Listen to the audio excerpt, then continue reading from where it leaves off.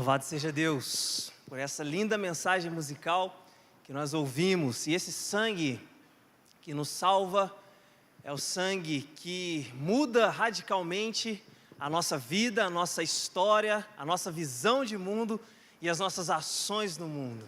Meus irmãos, nós estamos no último episódio da nossa série a respeito sobre prioridades, a respeito das prioridades que nós temos na vida. E meus irmãos, o nosso propósito com essa série foi mostrar que Deus é a nossa prioridade, que nos leva a priorizar. Deus está acima de qualquer categoria para nós.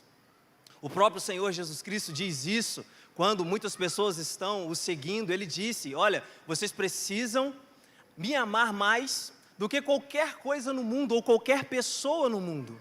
Ele vai dizer também no famoso Sermão do Monte, que nós deveríamos buscar primeiro o reino de Deus e a sua justiça, e as demais coisas, as coisas que nos trazem ansiedade quando corremos atrás delas, as coisas as quais Deus prometeu que nos daria. Nós precisamos priorizar ao Senhor, e essas coisas seriam acrescentadas pelo nosso Deus. Então, a nossa intenção com essa série foi mostrar que Deus, na perspectiva do eterno, nós priorizamos outras coisas. Ele nos faz priorizar, por exemplo, a nossa família. Foi o segundo episódio da nossa série.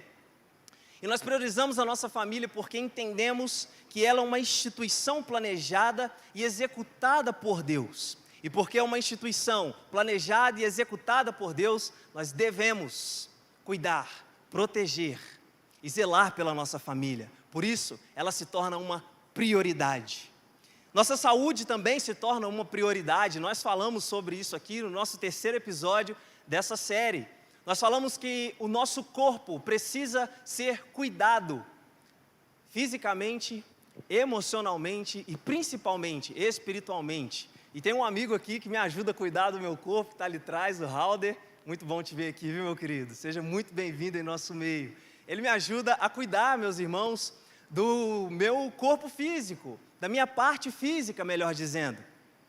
E nós precisamos cuidar da nossa parte emocional e também da nossa parte espiritual. Por isso, ela se torna uma prioridade para nós, a nossa saúde. E apesar de a nossa família e a nossa saúde serem aspectos indiscutivelmente importantes, nossa prioridade deve se estender para além das quatro paredes da nossa casa. Porque quando nós falamos a respeito de saúde, nós estamos pensando naquilo que nós executamos para o nosso corpo, para a nossa mente, para o nosso espírito, para que fiquemos ali e cuidemos, por exemplo, da nossa prioridade, que é a nossa família. Mas se nós pararmos por aí, se todo o nosso cuidado com o corpo, com a mente, com o espírito e logo com a nossa família ficar dentro das quatro paredes da nossa casa, certamente, meus irmãos, nós não estamos cumprindo com aquilo que o Senhor pede para que a sua igreja faça. Nós somos equipados na prioridade, no cuidado com a nossa família. Nós somos equipados na prioridade e no cuidado com o nosso corpo. Para quê? Para que a gente possa sair das quatro paredes, para que a gente possa avançar. E, segundo a promessa do Senhor Jesus Cristo, as portas do inferno não prevalecerão contra a igreja. O inferno pode tentar, mas a igreja avançará, porque a igreja é do Senhor Jesus Cristo e tem Ele como seu capitão. É por isso que nós não podemos ficar presos dentro das quatro paredes, nós não podemos adotar uma postura egoísta, para que a gente priorize aquilo que diz respeito somente a nós e a nossa família. Não, nós devemos sair. E é nesse contexto, meus irmãos, que o nosso ministério deve ser uma prioridade. E ministério, nas palavras de Orlando Boyer, em sua enciclopédia, pequena enciclopédia bíblica, é serviço, ofício e trabalho. Então, tudo aquilo que envolve o seu ofício, o seu serviço e o seu trabalho é o seu ministério. Em outras palavras, é tudo aquilo que executamos para o benefício do todo, ou de todos. Só que quando nós falamos a respeito de ministério, trabalho, ofício e fé cristã, talvez exista uma confusão muito grande. E talvez essa confusão seja fruto de uma fragmentação que nós herdamos de tempos passados, de que a vida é segmentada, a vida é fragmentada. A gente costuma dizer assim, ó, eu tenho a minha vida emocional, eu tenho a minha vida familiar, eu tenho a minha vida profissional, eu tenho a minha vida dentro da igreja, eu tenho a minha vida fora da igreja. Geralmente a gente fala isso para poder exemplificar, ilustrar alguma coisa que a gente quer falar para a pessoa que a gente está conversando. Mas o fato é, meus irmãos, que a vida não é fragmentada. Nós somos um apenas. Então tudo aquilo que envolve o nosso emocional, o nosso espiritual, o nosso físico, a nossa vida familiar e por aí vai, meus irmãos, diz respeito a nós, a uma pessoa. Então a vida não é fragmentada, não. E quando nós falamos a respeito de ministério, quando nós falamos a respeito de trabalho, parece que isso é fragmentado. E aí a gente divide trabalho secular, ou você já não disse isso alguma vez? Trabalho secular e ministério cristão. Ou seja, parece que a ideia é que o nosso trabalho, que não está sendo executado dentro da igreja, é menos espiritual com aquilo que nós fazemos fora da igreja. E aí nós nos lançamos numa dicotomia muito grande, porque nós separamos que é espiritual aquilo que nós fazemos na igreja e não é espiritual aquilo que nós fazemos fora da igreja. O pastor Washington Júnior, da Igreja Batista Redenção, da Rede, lá em Dayatuba, falando sobre isso aqui, ele chama essa dicotomia de andar de cima e andar de baixo.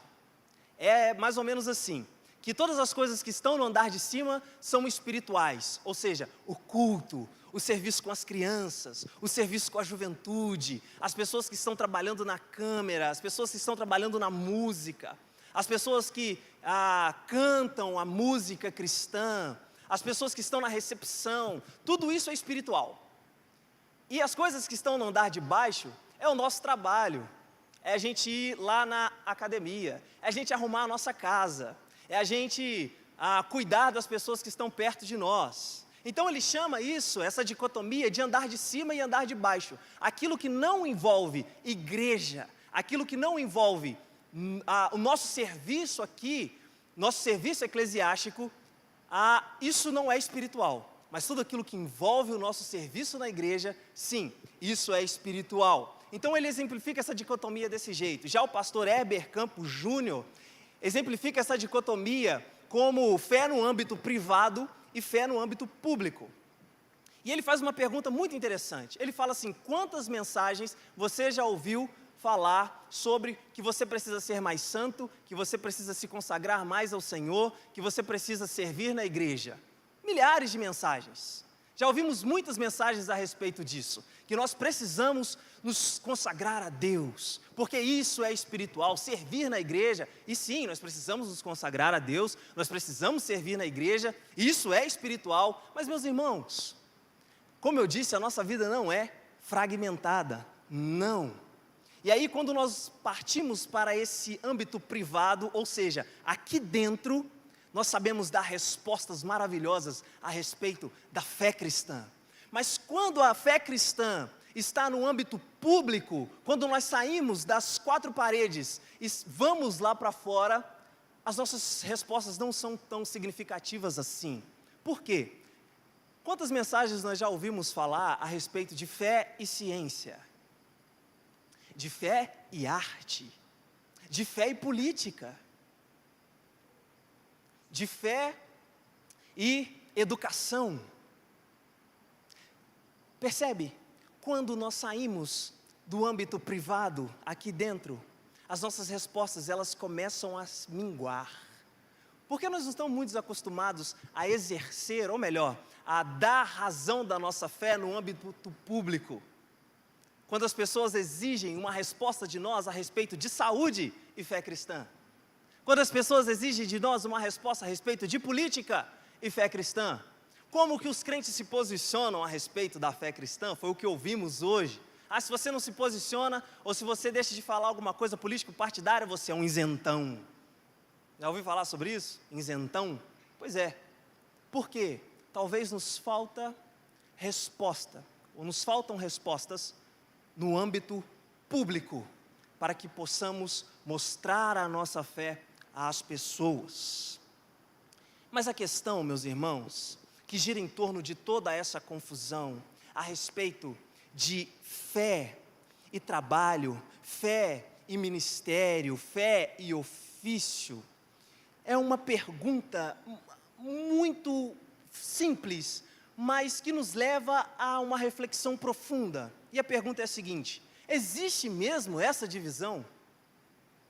Existe mesmo a divisão, essa dicotomia a respeito das coisas que estão no andar de cima e das coisas que estão no andar de baixo?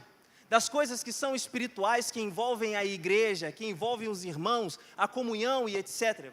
Mas as coisas que, por exemplo, nós fazemos dentro de uma empresa, as coisas que nós fazemos, por exemplo, lá no nosso ambiente de trabalho, você que é patrão, será que existe divisão? Será que de fato é menos espiritual aquilo que fazemos lá? Meus irmãos, Deus nos ensina a viver no mundo de forma diferente, e isso torna o nosso ministério, logo o nosso trabalho, aquilo que Ele nos chamou a fazer, uma ferramenta de redenção que é extremamente eficiente. Quando nós pensamos que aquilo que Deus nos chama a fazer, aquilo que Deus colocou no seu coração, e eu quero te ajudar a pensar naquilo que você faz e naquilo que você é bom para fazer. Geralmente, eu costumo responder as perguntas, dos jovens, dos adolescentes que me procuram, da seguinte forma: eles chegam me perguntando assim: Igor, eu não sei o que fazer da minha vida, eu estou simplesmente perdido, o que eu faço? Primeiro eu falo, vai orar, né? Segundo, eu pergunto: o que te dá prazer em fazer? O que te dá prazer em fazer? A segunda pergunta é: o que você sabe que é bom que você faz, naquilo que você faz? E meus irmãos, um parêntese, quando nós falamos de ser bom naquilo que fazemos, não é nos encaparmos com uma falsa humildade, dizer assim, não, eu não sou bom naquilo que eu faço não, né? Nós sabemos de quem vem a capacitação para executarmos as coisas, então nós não podemos nos vestir com uma falsa humildade, uma falsa modéstia, dizendo não, o cara é bom em fazer o negócio, o cara é bom em tocar o violão, o cara é bom em mexer na câmera, enfim, ele é bom, mas ele fala assim, não, eu não sou bom. Meus irmãos, isso não é arrogância, isso é saber quem capacita para executar tal tarefa e de quem veio essa capacitação, e veio de Deus, e Deus capacita para executar aquilo que Ele chamou para fazer. Vocês sabem, eu sei, aquilo que já virou um jargão, Deus chama aqueles que são escolhidos e os capacita, né? Nós ouvimos já sobre isso. Então, meus irmãos, eu pergunto na verdade, dizendo, no que você é bom? Em terceiro lugar, como você pode usar isso que você gosta de fazer, como você pode usar isso que você sabe que é bom, para proclamar o Evangelho do Senhor? Meus irmãos, por que eu faço essas perguntas? Porque aquilo que você faz, fora das quatro paredes, fora da comunhão com seus irmãos, é tão importante quanto aquilo que você faz aqui dentro. Porque você pode glorificar a Deus, você pode ser uma ferramenta do Senhor para fazer aquilo que Ele te chamou a fazer para a glória do seu nome e propagar o Evangelho através daquilo que você faz. É por isso, meus irmãos, que não existe uma divisão entre aquilo que nós fazemos dentro da igreja e aquilo que nós fazemos fora da igreja. Não existe essa divisão. Nós fazemos aquilo que é espiritual fora da igreja e também aqui dentro da igreja. Não tem como, meus irmãos, sermos espirituais aqui dentro e seculares lá fora. Não existe essa possibilidade. É como o crente que estava na empresa. E aí, naquela empresa ele falava muito palavrão. Muito palavrão. E as pessoas começaram a ficar incomodadas com aquilo. Porque o cara fala que é crente, fica falando palavrão, né? As palavras feias, palavras baixas. E aí, esse crente começou a ficar incomodado com aquilo que as pessoas estavam dizendo a respeito dele. Então ele procurou o pastor. Foi até o gabinete do pastor, falou: pastor Petrônio, eu estou muito incomodado. E o pastor Petrônio: por quê? Estou brincando, viu, pastor? E o pastor Petrônio não responde, meus irmãos, é outro pastor, tá bom? E o pastor responde: por quê, meu irmão? E ele diz: é porque eu estou falando muito palavrão na empresa e isso não está sendo um bom testemunho. As pessoas já estão falando a respeito de mim, dessa boca suja que eu tenho. Aí o pastor parou um pouquinho, pensou e disse assim: meu irmão, fala aí então, aquilo que você fala lá na empresa. E aí o crente falou assim: que é isso, pastor? Vai lá, rapaz, fala umas palavras, as mesmas palavras que você fala na empresa, fala para mim aqui agora. Aí o crente: pastor, não vou falar isso de jeito nenhum. Que é isso, pastor? Vou ofender o senhor, pastor. Eu não posso fazer isso não. Aí o pastor pensou mais um pouquinho e perguntou assim para ele: como você não faz na minha presença, que sou um pecador igual a você, mas você faz na presença do Deus Todo-Poderoso que habita em você? E ele parou e pensou: de fato, pastor, eu não posso ficar falando essas coisas, porque o Deus eterno habita a minha vida. Na igreja ele não falava palavrão, mas lá na empresa ele falava. Talvez por causa dessa dicotomia, de que lá não é tão espiritual quanto aqui. Mas, meus irmãos, não existe essa divisão.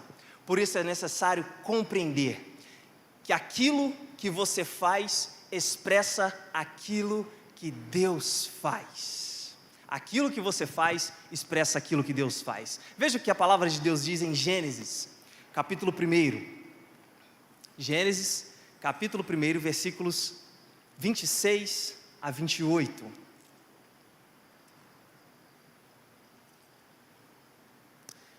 Nos diz assim: também disse Deus: façamos um homem à nossa imagem, conforme a nossa semelhança. Tenha ele domínio sobre os peixes do mar, sobre as aves do céu, sobre os animais domésticos, sobre toda a terra e todos os répteis que rastejam sobre a terra.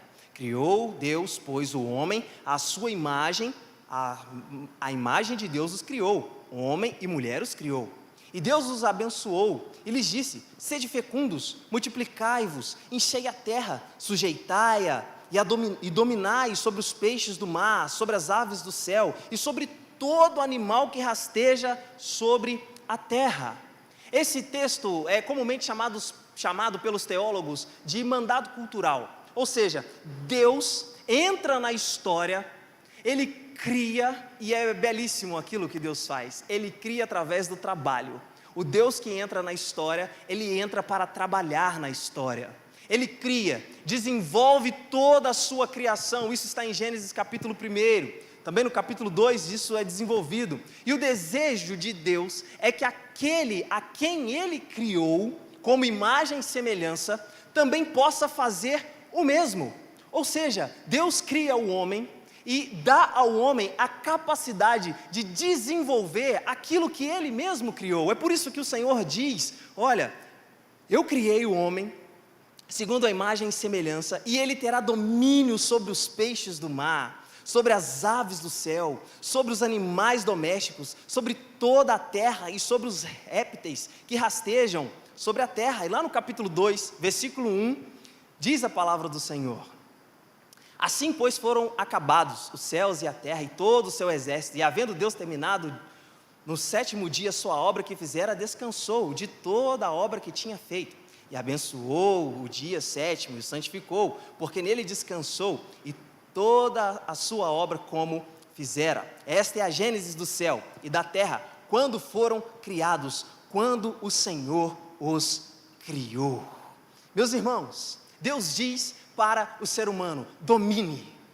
O que Ele diz é: eu criei, agora desenvolva a criação que eu estabeleci. Agora que você tem a minha imagem, a minha semelhança, aquilo que habita no meu ser, ou seja, Deus fez o homem criativo, porque ele é um ser criativo. Deus desenvolve a sua criação, esperando que o homem faça o mesmo. Deus gerencia a sua criação e ordena o homem a fazer o mesmo.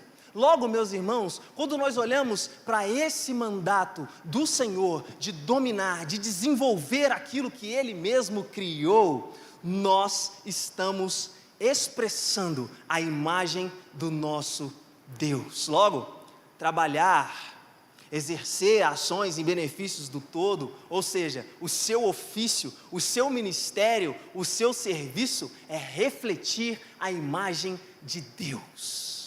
Quando você executa dentro da sua casa aquilo que está desorganizado, você põe em ordem, você reflete a imagem de Deus. O texto, Gênesis capítulo 1, diz que a terra era sem forma e vazia, e havia trevas sobre a face do abismo.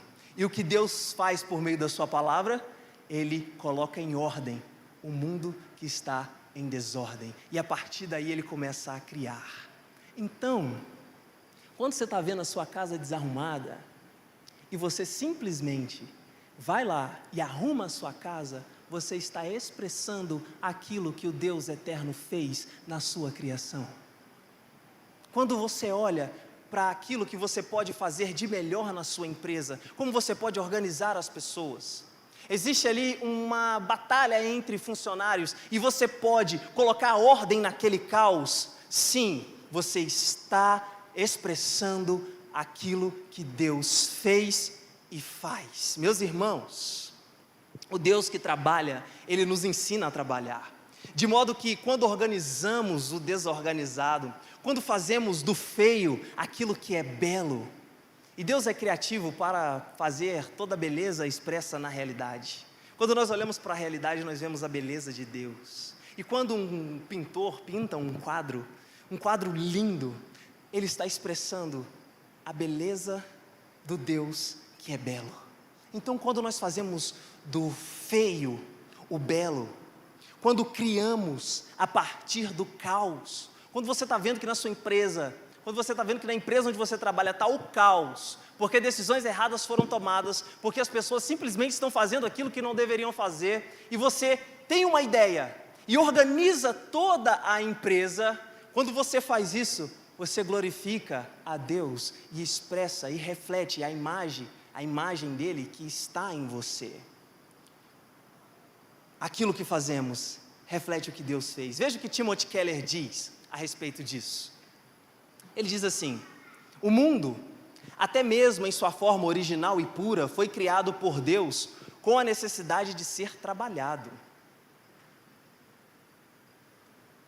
A criação ocorreu de tal maneira que Ele teve que trabalhar para que o mundo ficasse conforme o planejado, para desenvolver toda a sua riqueza e potencial. Sempre que colocamos ordem no caos, sempre que usamos o nosso potencial, sempre que melhoramos e expandimos a criação para além do seu estado original, estamos seguindo o padrão de desenvolvimento cultural e criativo de Deus. Isso é fascinante, meus irmãos, porque Deus cria e te dá a capacidade de estender aquilo que Ele faz. É por isso que nós vemos a tecnologia chegar tão longe como está chegando. E aí uma grande questão, né? Se tudo é descoberto ou se nós criamos. Aquilo que nós descobrimos, de fato nós descobrimos ou nós criamos? Essa é uma reflexão tanto quanto filosófica. Será que aquilo que os homens descobrem ou criam, na tecnologia, por exemplo, já estava ali e eles só descobriram? Essa é uma pergunta um tanto quanto profunda, mas o fato é que Deus cria o ser humano com a capacidade de desenvolver a sua criação. E segundo Timothy Keller, à medida que nós melhoramos e expandimos aquilo que é feito, meus irmãos, nós glorificamos a Deus e expressamos a imagem dele em nós. Então todas as vezes que você olhar para o seu trabalho, você pode ver uma forma de como você pode refletir a imagem de Deus em você. Como você pode refletir a imagem de Deus na empresa onde você trabalha, na sua casa, cuidando do seu filho, que também é um trabalho. Como você pode refletir a imagem de Deus colocando ordem no caos, fazendo daquilo que é feio, belo. como você pode expressar aquilo que Deus fez e faz. Reflita a respeito disso, pense a respeito disso. Portanto, meus irmãos, o que Deus lhe concede dia a dia a fazer é tão espiritual quanto aquilo que nós achamos que devemos fazer por Ele. E nós temos a nossa ideia daquilo que é espiritual. Nós temos a nossa ideia daquilo que glorifica a Deus. Não, glorifica a Deus eu ter um sorriso no rosto e apertar a mão daqueles que estão chegando. Sim, isso glorifica a Deus. Mas também glorifica a Deus quando você chega na sua empresa, quando você chega no seu local de trabalho, ou de manhã quando você acorda, você olha para sua esposa, você olha para o seu marido, você olha para o seu pai, você olha para o seu irmão e diz: bom dia, eu te amo. Vamos para mais um dia de luta. Sim, glorifica a Deus quando você tem boas ideias dentro da igreja para que o reino seja expandido. Sim, glorifica a Deus, mas também glorifica a Deus quando você tem uma ideia que vai ajustar o planejamento financeiro da sua família. Glorifica a Deus quando nós nos colocamos à disposição do Senhor para servi-lo, aqui na igreja, na música. Mas também glorifica a Deus quando nós estamos diante das pessoas e mostrando como o nosso trabalho pode ser abençoador na vida delas. É tão espiritual quanto. Não dá para fragmentar a nossa vida. Sim, nós somos um que trabalha aqui na igreja e que também trabalha lá fora. Meus irmãos, se nós fizéssemos uma inversão a respeito de como nós trabalhamos na igreja e de como nós trabalhamos no nosso trabalho, como nós servimos no nosso trabalho, algumas reflexões podem ser feitas. Eu acho que a maior delas é: se a intensidade que eu coloco no meu trabalho fosse a mesma intensidade que eu colocasse no serviço na igreja, qual seria o resultado daquilo que eu executo para o reino de Deus? Se a intensidade, se a concentração que eu tenho para o meu trabalho lá fora fosse a mesma concentração que eu tenho para o reino de Deus no serviço ao Senhor, qual seria a consequência disso no reino de Deus?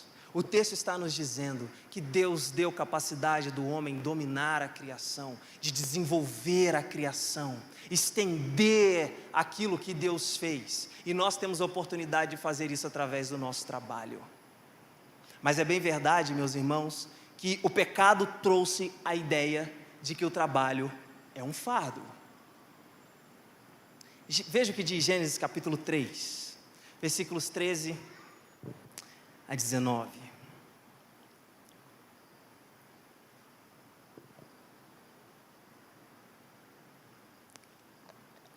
Disse o Senhor Deus à mulher: que é isso que fizestes? Respondeu a mulher: a serpente me enganou e eu comi. Então o Senhor disse à serpente: visto que fizestes isto, maldita és entre todos os animais domésticos, e és entre todos os animais selváticos. Rastejarás sobre o teu ventre, comerás pó todos os dias da tua vida. Porém, inimizade entre ti e a mulher, entre a tua descendência e o seu descendente. Este te ferirá a cabeça, e tu lhe ferirás o calcanhar. E a mulher disse: multiplicarei sobremodo os sofrimentos da tua gravidez. Em meio a dores dará à luz filhos, e o teu desejo será para o teu marido, e ele te governará. E a Adão disse: visto que atendestes a voz da tua mulher e comeste da árvore que eu ordenara que não comesse, maldita é a terra por tua causa, e em fadigas obterá dela o sustento durante os teus dias, ou os dias da tua vida. Ela produzirá também cardos e abrolhos, e tu comerás a erva do campo. No suor do teu rosto comerás o teu pão, até que tornes a terra, pois dela foste formado, porque tu és pó, e ao pó tornarás. Meus irmãos, o pecado trouxe a ideia que o trabalho é um fardo. Adão já trabalhava antes do pecado. Sim, ele dominava, ele estendia a criação, ele dava nomes aos animais. Mas após o pecado entrar no mundo, ele maximizou o fardo que agora era colocado sobre Adão. Adão já trabalhava antes da queda, mas o fato é que o pecado trouxe peso ao trabalho de Adão. E, meus irmãos, isso reflete claramente nos nossos dias. Quando nós falamos que trabalhar é pesado, nós estamos falando da seguinte questão. Sabe aquela pessoa que diz assim: uau, hoje é segunda-feira, 6 horas da manhã, eu estou extremamente feliz, vamos lá, vamos fazer e acontecer. Nossa, hoje já acabou a última programação do domingo, quando você chegar em casa agora, você fala assim: legal demais, amanhã eu vou encontrar aquele colega meu que quer puxar meu tapete, amanhã eu vou encontrar aquele patrão que está me perseguindo, aquele chefe que... Para pensar nisso, é incomum alguém falar isso. Nossa, eu estou muito feliz porque amanhã é segunda-feira, eu estou muito feliz porque amanhã é o dia que eu vou trabalhar, é bom demais. Geralmente a gente fala assim, os nossos olhos estão lá na sexta-feira, né? Sextou. Eu quero a sexta-feira. Que é isso? Por que eu quero a sexta-feira? Porque a sexta-feira é o terceiro dia mais santo da semana. Porque o segundo dia é o sábado e o terceiro é o domingo. E por que o domingo é o primeiro dia mais santo da semana? Porque o domingo tem culto. Então, meus irmãos, percebe a dicotomia que nós fazemos? Percebe como o pecado maximizou a ideia de trabalho, que o trabalho é um fardo? Ninguém fica feliz dizendo assim: ai, que bom, que delícia que é acordar 5h30 da manhã. Que bom que é isso. Ninguém faz isso. Ou é incomum alguém fazer isso. O fato é, meus irmãos, que enquanto a ideia de trabalho for um fardo, enquanto a ideia de que o nosso ministério é um peso, que o nosso serviço de fato nos atrapalha, que o nosso ofício é aquilo que nos atrava, nós não o faremos da forma que devemos fazê-lo. E isso não refletirá a imagem de Deus. E você não vai conseguir valorizar o seu trabalho. A partir do momento que você começar a compreender que o trabalho é a forma que Deus está colocando em suas mãos para que você possa glorificá-lo, trazendo ordem ao caos, você vai começar a valorizar mais a segunda-feira. Você não vai fazer a segunda-feira como o dia do inimigo de nossas almas.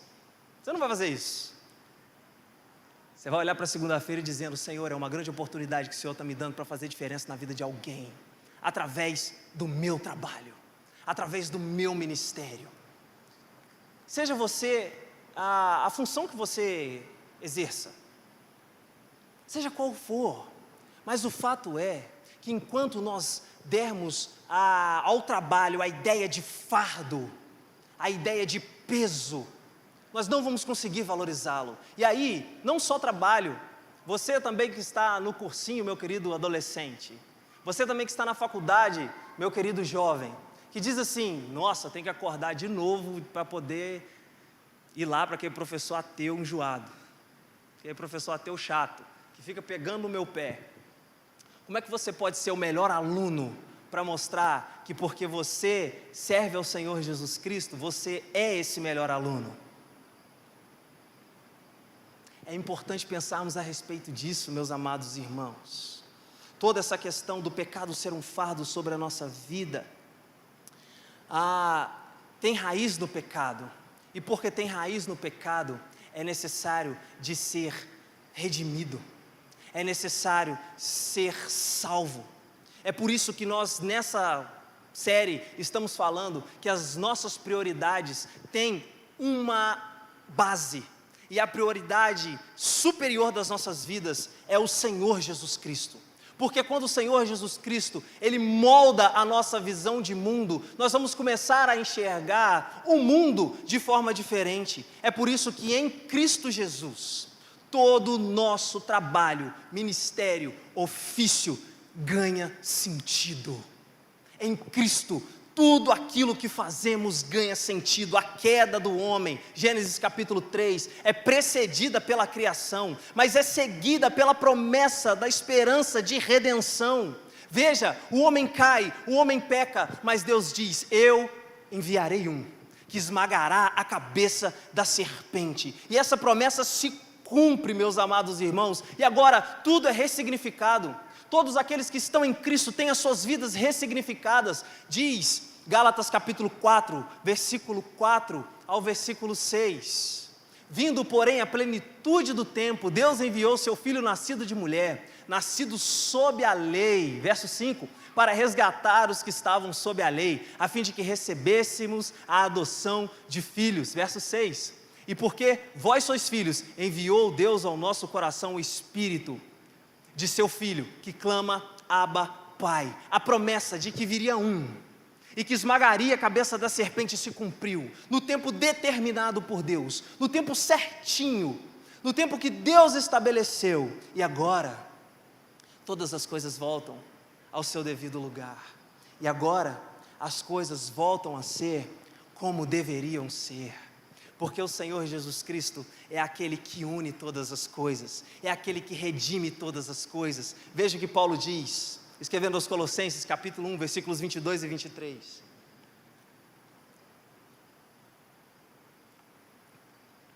Agora, porém, vos reconciliou no corpo da sua carne, mediante a sua morte, para apresentar-vos perante ele santos, inculpáveis e irrepreensíveis. Verso 23. Se é que permaneceis alicerçados na fé, firmes, não vos deixando afastar da esperança do Evangelho, que ouviste, qual foi pregado a toda criatura debaixo do céu, do qual eu, Paulo, me tornei ministro. Agora, em Cristo Jesus, a promessa que se cumpre, todas as coisas encontram sentido, tudo agora faz sentido. Portanto, trabalhar deixa de ser um fardo e se torna uma ferramenta que envolve um aspecto redentivo. Deus continua trabalhando, é isso que o Senhor Jesus Cristo diz em João capítulo 5, verso 17, o meu Pai trabalha e eu trabalho também.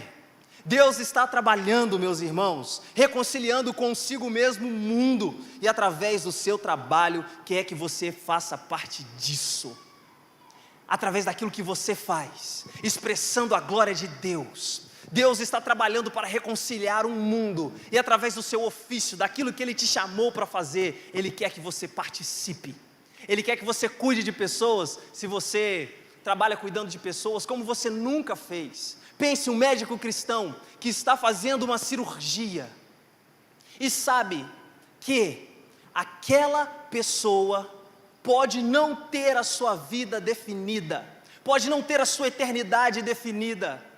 Como ele operaria essa pessoa?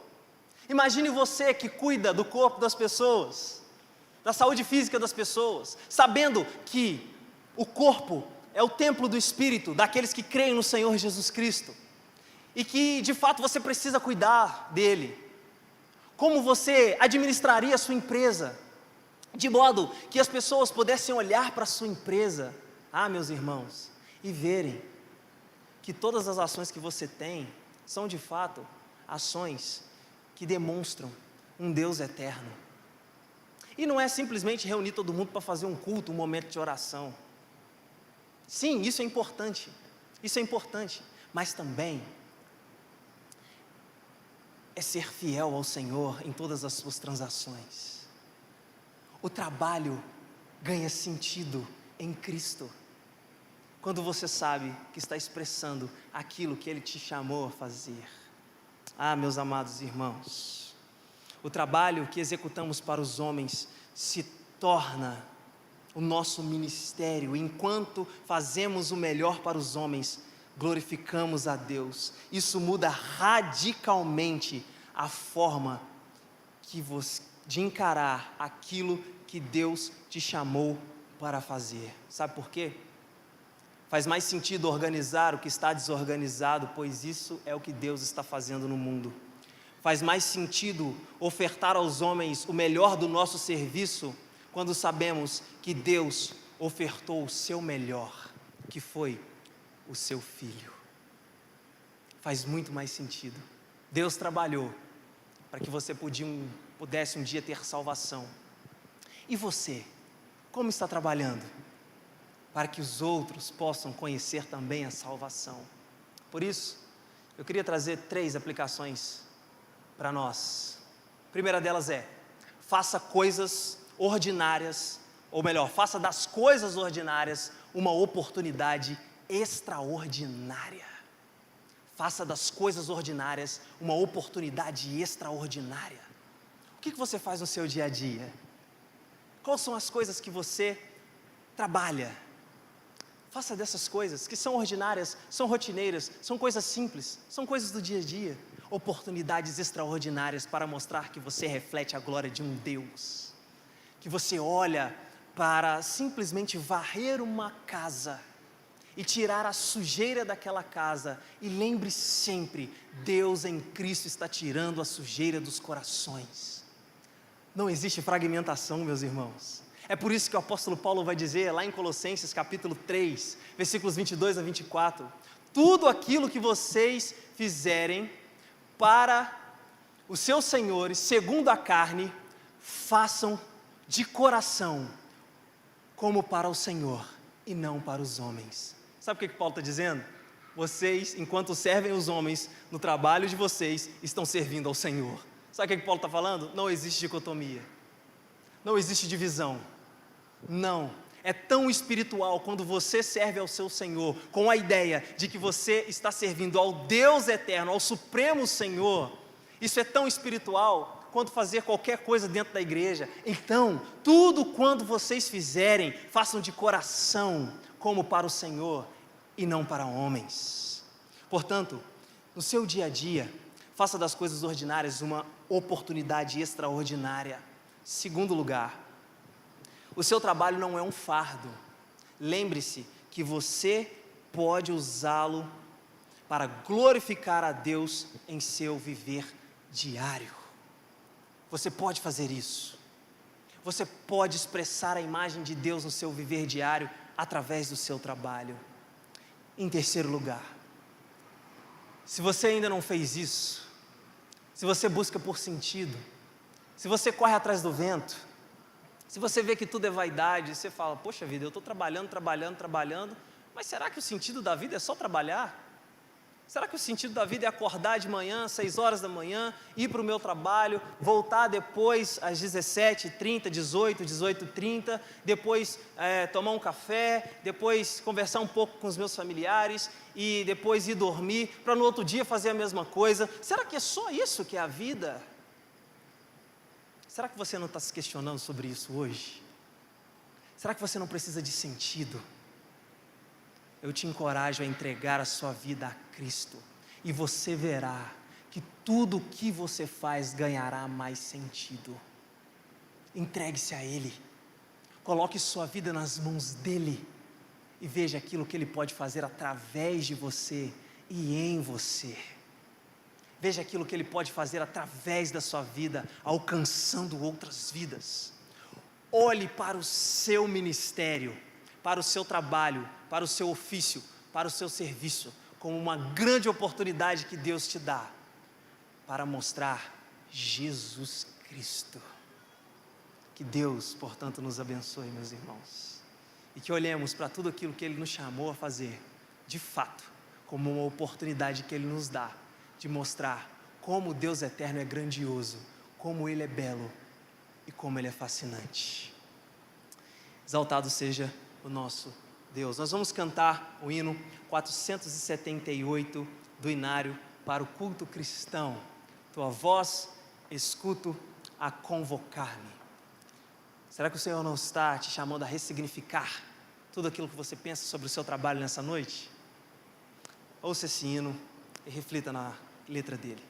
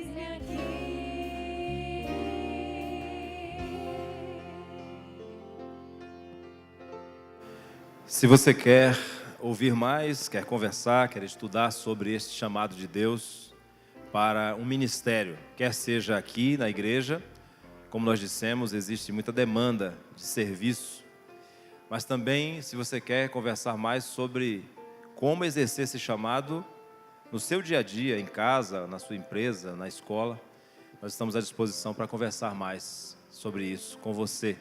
Pode nos procurar, mas especialmente se você quer entregar sua vida a Jesus, quer fazer desse cântico a sua oração nessa noite, nos procure na saída, eu estarei ali, o pastor Igor também, porque nós queremos orar com você e queremos iniciar um discipulado com você, queremos estar ao seu lado para que você possa caminhar com Cristo. Nós queremos ser ao seu lado essa companhia. Que Deus nos abençoe. Nós queremos também agradecer a todos os que nos visitam nessa noite. Vamos dizer como igreja: sejam bem-vindos, em nome de Jesus, voltem sempre. Amém. Você nos visita pela primeira vez, faça só um sinal com uma de suas mãos, para a gente poder identificar. Nós temos pessoas, na galeria também temos, pessoas que nos visitam pela primeira vez. Quem está perto de você vai poder dar um abraço em meu nome, em nome da igreja, vai poder lhe cumprimentar. Mas você vai identificar esse espaço que nós chamamos de conexão na saída aqui. Mesmo vocês que estão na galeria, por favor, ao descerem pela minha esquerda, vocês vão encontrar logo o pastor Igor ali. E nós temos uma lembrança da igreja para que você possa voltar outras vezes. Ali vai ter alguma identificação. Você não precisa deixar nenhum dado seu, fazer nenhum cadastro. Mas nós queremos que você leve uma lembrança da nossa igreja e que assim o Senhor abençoe sua vida, abençoe a sua família em mais uma semana. Que o amor de Deus, o nosso eterno Pai, a graça salvadora de Jesus Cristo, seu Filho, a comunhão e as consolações do Espírito Santo estejam sobre esta igreja e sobre o povo de Deus reunido na face da terra, desde agora e para sempre. Amém. Louvado seja Deus. Continue em oração com o pós-lúdio instrumental. Nós estamos despedidos nessa noite.